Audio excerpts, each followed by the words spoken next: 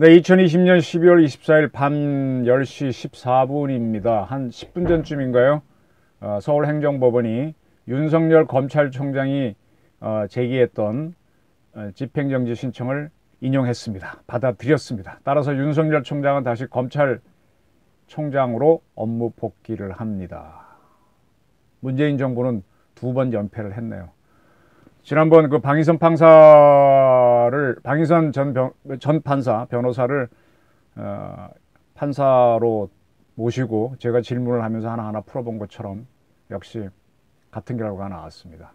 그리고 제가 요 앞에 바로 방송한 거에서 정직 2개월을 적용했던 검찰징계법의 문제점들 하나 쭉 풀어본 것처럼 결국 이렇게 나왔네요. 자, 이제 문재인 정부가 코너에 몰리겠네요. 이렇게 계속 공격을 했는데도 실패했으니 이걸 어떻게 합니까? 어떻게 합니까? 그리고 추미애 장관은 이제 사의를 표명한 거를 진짜 사표를 받아야 되겠네요. 그럼 제가 다시 말씀드린 것처럼 이번 징계의 주인공은 문재인 대통령입니다. 문재인 대통령이 징계를 하더라도 뭔가 확실한 증거를 갖고 해야 되는데 그거 없이 한 거잖아요.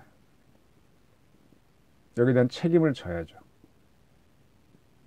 백신 게이트, 징계 게이트 두 개가 나오는 겁니다. 왜 이런 상황이 됐는지 이제 좀 더 자세한 거는 결정문이 나오면은 내일 아침 신문에 이제 자세히 여러 가지 뜨겠죠. 지금 많은 기자들, 젊은 우리 후배 기자들 크리스마스 이브 성탄절 전날이라서 많이 놀고 싶을 텐데 집에도 못 가고 법원에서 기다리고 있고 또 편집국에서 기다리고 있다. 지금 막 기사 열심히 만들고 있을 겁니다. 이렇게 많은 사람들을 힘들게 하냐 이거예요. 우리 문재인 정권. 아니 이 검찰총장을 그렇게 없는 거를 만들어서 사또 재판하는 것도 한두 번이지. 그렇게 수사지휘권 휘둘러 놓고 휘둘러 놓고 해서 결국은 이게 아무것도 안 되고 그 사람을 꼭 잡아야만 검찰이 개혁이 됩니까? 검찰 개혁은 해야 됩니다. 근데 사람 잡는 건 아닙니다. 그리고 자 이렇게 된 이상 이제 어떤 일들이 일어나겠습니까? 이제 문바들의 난이 일어나겠죠. 문바들의 난. 이미 그 정경심 교수 재판을 했던 재판부들이 공격을 받고 있고 또 탄핵을 하자는 이야기가 나오고 있습니다. 이렇게 되면은 이번에 그 서울행정법원 재판부도 또 탄핵 얘기를 듣겠죠. 네. 문바의 난이 일어납니다. 이거를 우리가 잡아야 됩니다. 지금 대한민국에 문정권이 들어선다 자꾸 인민재판식으로 가고 있었거든요. 팍 떠들어갖고 옛날에 대마불사처럼 막 돈을 많이 빌리면은 부정부패가 있어도 못 무너뜨리잖아요. 무너뜨리면 연쇄적으로 돈이 물리니까. 그것처럼 막 여론 일으키니까는 그 말 안 들어주면 뭐가 될 것 같으니까 이렇게 하는 그런 식으로 이제 이 정권 사람들이 해왔는데 이거를 잡고 사람이라고 하는 거는요 참 이렇게 얍삽합니다. 어디 들어갈 때 마음하고 나올 때 마음이 다르고 배 고플 때 마음하고 배 부를 때 마음이 다른 것처럼 사람 감정을 왔다 갔다 하거든요. 그래서 처음 정신이 똑바로 박여 있을 때 이렇게 하자라고 이렇게 목적을 세우는 거를 많이 잊어먹습니다. 어떤 모임을 하다 보면 나중에 모임이 무너지는 거 보게 되면은 애초에 정신을 놓치면서 무너져가요.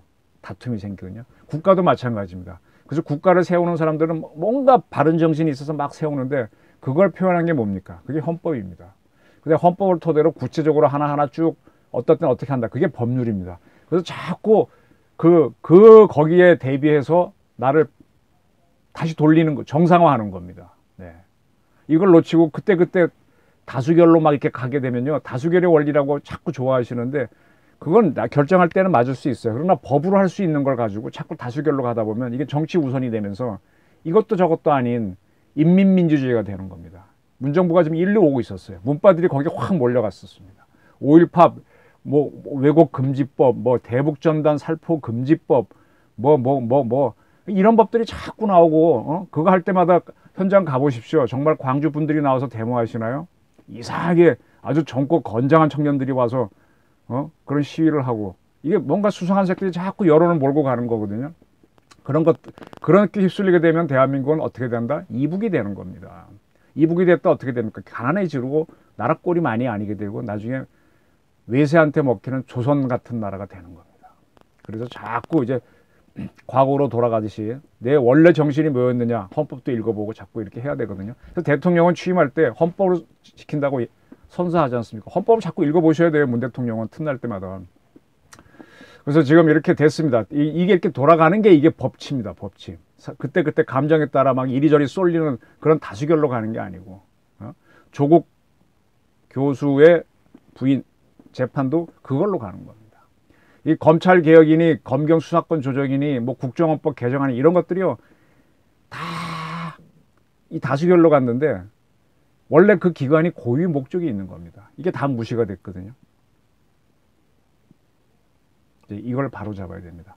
제가 아직 구체적인 뭐 어떤 걸로 인용이 됐는지 그 사례는 구하지 못해서 여기서 방송은 끝내고요. 이제부터는 대한민국은 법치다. 인민민주주의는 그만. 이걸 선언한 계기가 되고 다시 헌법을 읽고 법률을 읽는 그런 상태로 돌아갔으면 좋겠습니다. 그래야 우리가 다시 발전할 수 있고 북한을 통일하면서 외세에 밀리지 않는 그런 강한 나라를 만들 수 있을 거라고 저는 생각합니다. 늦은 시간 감사합니다.